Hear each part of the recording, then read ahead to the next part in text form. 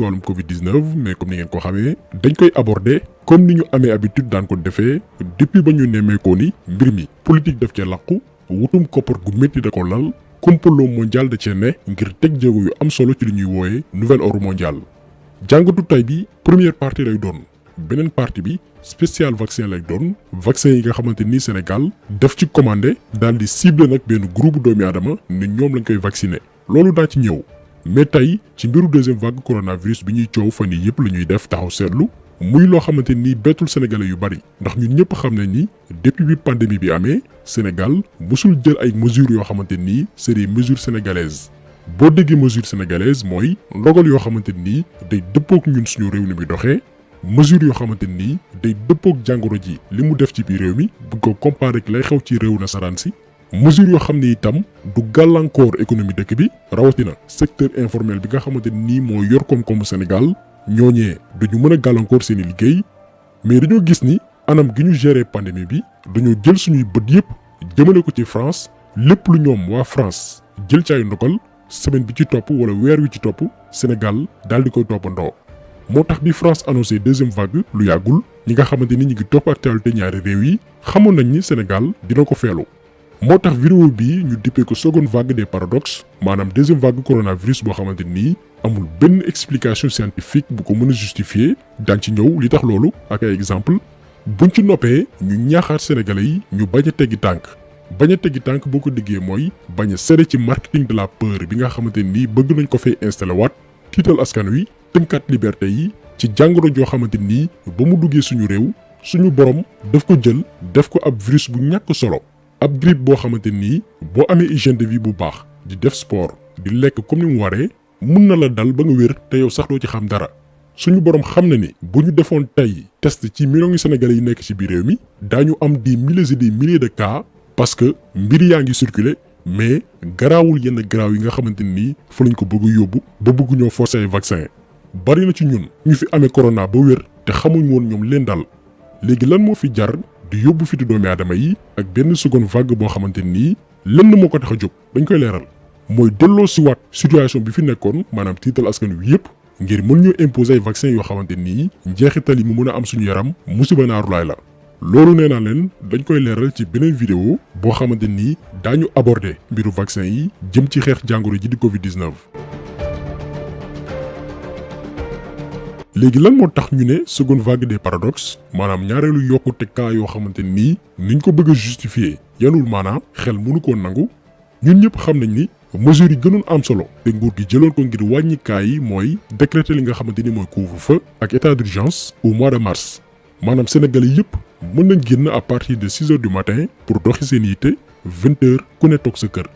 moment boobu noonu précisément le 23 mars 2020 bi décret bi di entrer en vigueur ñoo ngi woon ci 79 cas 0 décès ci Sénégal gépp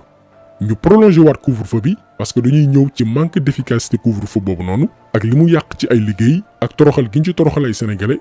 léegi couvre-feu boobu noonu ñu daal di koy prolongé waat au mois d'avril prolongé waat ko encore une fois au mois de mai daal di koy defaat au mois de juin malgré couvre-feu boobu noonu jugee nañ ci 79 cas au mois de mars dem ci 342 cas le 17 avril. le 16 mai ñu dem ci 2429 cas le 22 juin ñu yegg ci 5970 cas maanaam diggante le 23 mars 2020 bi couvre-feu bi di tàmbali jàpp mois de juin jugee nañ ci 79 cas 0 décès dem ci 5970 cas juróom-ñetti fukk ak juróom-benn ñàkk seen bakkan donc li mu wane mooy couvre-feu bi amul woon benn impact ci évolution virus bi. ndax niñ ko defee woon dafa mel ni daal virus bi bëccëg bi day am fu muy làqu guddi gi lay circuler diggante boobu noonu dóor nañ fi ay nit toroxal nañ fi ay kilifa Mansour Faye ak yeneen homme d'affaires sàkkal nañ pexe suñu xaalis te lànk ni duñ ko justifier ci moment boobu nag la sénégalais yi commencé ñaxtu ne leen seen couvre-feu bi faa mu dàkk ndax buñ leen toppoon ba tey ñoom ci seen bëgg-bëgg ñoo ngi tëj doomi aadama yi buñ leen toppoon ba léegi xale yaa ngi dàqanteeg takk der yi ci mbedd yi ñuy fitnaal ay magum jëmm yoo xamante ni dañoo daani woon seen doole far guddee te ñoom xamoon nañ xel que ni tëj sénégalais yi taxul virus bi arrêté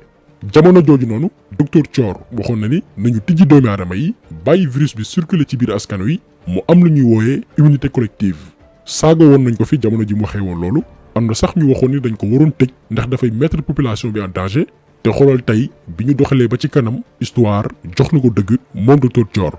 bu dee da ngeen di continuer chaque matin ngeen di def ay tests Sénégal dans le cadre de ce virus là fii ba décembre wala lu ko weesu mën ngeen am ay cas communautaire léegi nooy def est-ce que nit xalaat na fii ba décembre situation bi ñuy vivre ñu koy vivre nit xalaat na ko dafa am un principe de vaccination naturelle en cas d'épidémie. maanaam corona bi bu ñu ko bàyyee mu circuler surtout bu dee da nga am une population jeune day dem ba ñooñu dañuy développer des anticorps. gis nga masse anticorps yooyu ñuy développé day constituer benn barrage boo xam ne day barrer réseau de transmission vers les personnes qui sont à risque donc day nekk un effet de protection de masse boo xam ne c'est très intéressant donc pourquoi nga ne nit ñi bu ñu circuler au contraire da nga war a favoriser la circulation des gens. lii mi ngi ko wax au mois d'avril bi ñu weesu jamono gi ñuy tëj jaam yi malheureusement période yi muy yëkkati yi la kàddu kenn déglu ko woon parce que lim doon wax arrangé wul suñu autorités yi nga xamante nii dañoo bëggoon profité ci Covid bi ngir dérouler seeni plan benn bi mooy luubal ñaareel bi xañ sénégalais seen liberté ba benn manifestation benn ñaxtu bu maam ñetteel bi mooy accélérer li nga xamante ni mooy le processus du nouvel ordre mondial. Alors il est temps de repenser l'ordre des priorités. Il est temps de travailler ensemble à l'avènement d'un nouvel ordre mondial qui met l'humain et l'humanité au cœur des relations internationales. Mais heureusement sénégalais yi séddawuñu woon donte pexe yaa ngi woy ba tey gars yi noppeeguñ ndax période boobu noonu ñu ci mel ni Cheikh Oumar Diagne ñoom Ababacar Mboup ñoo ngi doon sensibiliser ñun itam ci suñu wet pour wax sénégalais yi bu leen nangu ko leen tiital yóbbu seen fit yi ndax virus bi ci boppam ab grippe la boo xamante nii du fi def comme na mu def ci réew nasaraan si période boobu bi doomi aadama yi demee ba comprendre que ni caaxaan dañ ko rax ci mbir yi la ñu tàmbalee manifester ci la ñu ubbee jàkka yi ubbi jumaa yi yenn sax ci ay sénégalais demoon ba naan président Macky Sall waru woon dellu ginnaaw warul woon topp yenn sénégalais ci seen bëgg-bëgg parce que Sénégal mooy réew moo xamante nii dafa neex trop da ngay gis ku nekk à l'aise même bu liggéeywul dafay jot salaire am parce que contrat la yor même bu ñu defee confinement total tëj ñëpp mun na toog këram def télétravail kooku mooy nekk ci réseaux sociaux yi yor connexion am naan nañu def couvre-feu tëj dëkk bi yëpp ngir virus bi jóge fi te xamuñ ni période pandémie 0 cas mënul nekk xalaatoo kii xëy di taaba ngir am lu mu dépensé suba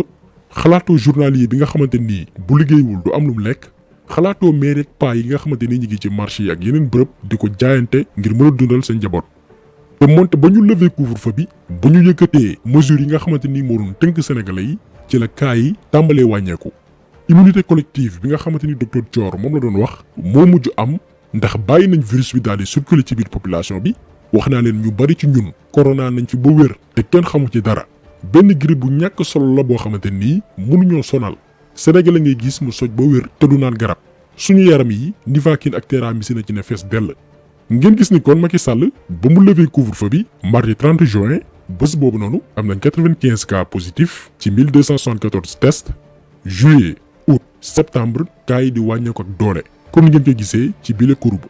ndax bu ñu jëlee mercredi 30 septembre nekkatuñ ci ay 100 cas mais ñoo ngi ci 37 cas positifs kon ñu gis ni bàyyi doomi aadama yi circuler mooy solution bi. mais dañuy ñëwaat ak beneen exemple boo xamante ni moo gën a doy waar mooy période bi ñuy waajal màggal ak gàmmu ñoo ngi fàttaliku juróon na fi coow lu bari ci ndax dañu leen di amal wala déet am na sax ñu doon wax ni Macky Sall warul woon seetaan événement yooyu noonu di am ndax dafay mettre population bi en danger day tax kaa yi gën a yokk. yàlla teral la fonk nga ne la fonkal diine ah jël la teg la première position nga saagane sa bopp waxuma jëm ci benn xewu diine yépp laa wax. bu doon Abdou Diouf lii du am ten yoon la tamit ndax bu ñu demee ba Sénégal ni mu toll ujaaj yi pare woon seeni bagage war a dem aji màkk kenn ci ñoom jógewu fi mais lu tax ñuy forcer ni dañuy def xewu diine nañ ko xoolaat. déjà moom que mu jël exemple sax du modèle pour jeunes sénégalais yi muy Abdou Diouf dañ koy wax ndax mënoon ni imaam nga. amoo kenn koo jël exemple ku dul benn franc-maçon boo xamante nii nëbbatuwul moom Abdou Diouf mi ngi bokk ci loge Grand Orient bu nekk France moom làqatuwul ñooñu dañ koy invité ci seen sommet yi gën a mag nga koy jël exemple léegi ñu ñëw ci événement yi ñu daal di dem màggal juste que dañ leen di won paradoxe yi am ci Covid 19 bi Sénégal ñu célébrer màggal le 6 octobre normalement d'après prévision yi gars yi doon def 2 semaines après màggal gi cas yi dafa waroon augmenter wu ak doole d'après li experts yi doon wax ndax rassemblement bu rëy moo fa amoon mais 15 jours après maanaam après période d'incubation bi mercredi 21 octobre sur 1010 tests 25 cas positifs la ñu am te moonte ñoo ngi jugee ci rassemblement bu mag ñu teg ci quelques jours ñu amal gàmmu ci guddi jeudi 29 octobre Medina Baye doomi aadama yi jugee fu ne teew champ de course yi itam ñu organiser seen gàmmu ñuy xaaraat beneen vague de contamination bii itam après période d'incubation bi vendredi 13 novembre 11 cas positifs la ñu am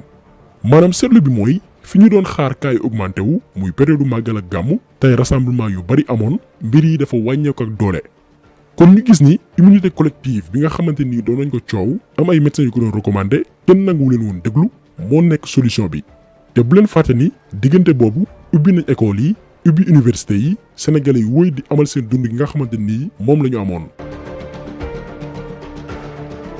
léegi fan la cas yi tàmbale waate augmenté wu tàmbale yokk mooy biñ ne vaccin yi tàmbale nañ ko séddale ci àdduna bi bañ nee na dëkk yëpp def seeni choix ku ci nekk wax ban xeetu vaccin nga bëgg. Sénégal tànn xeetu vaccin bi ñu dippee Moderna ci leeral vaccin bii di Moderna te Sénégal tànn ko essayé nañ ko lu yàggul ci benn prêtre bu ñu naan John Fielders bu porté woon volontaire ñu essayé ko fële nga xamante ni mooy Philadelphie mais par la suite dafa décédé te pourtant yorewul woon jàngoro ji di Covid. te ba ñu déggee ni Sénégal vaccin bii la choisir dañoo dem xool ndax France moom itam vaccin bii bokk na ci seeni choix. parce que comme ni ñu ko waxee sànq ñun ay altoppe lañ yoo xamante nii depuis ba corona jibee lépp lu ñuy def bépp décision bu ñuy jël dañuy topp France moo tax ku bëgg a xam situation Covid bi Sénégal xam fan lañ nar a jëm del suivre média français yi di xool yan ndogal la ñuy jël seen réew loo fa gis rek jàppal ni fekk ay weer moo nar a am Sénégal mooy la France en miniature